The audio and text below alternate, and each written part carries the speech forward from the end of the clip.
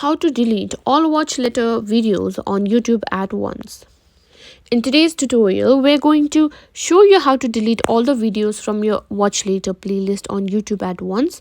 If your watch later list is getting cluttered and you want to clear it all out quickly, we've got you covered, so let's jump into it. First things first, open YouTube.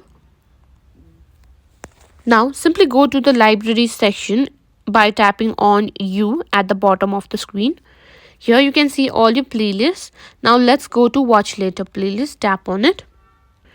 Now to delete all videos, here's the trick. On the desktop version of YouTube, you can clear your entire playlist with just a couple of clicks. Simply click on three vertical dots and click remove watched videos and simply click on remove. This will remove all the videos that you've watched. This means all the watch later videos that you have watched will be gone.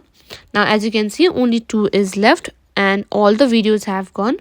Now if you want everything to be gone, simply click or swipe left and click on delete, and that's it. That's how you can simply clear videos on watch later on your YouTube. And that's as simple as that. Your now watch later playlist is now empty.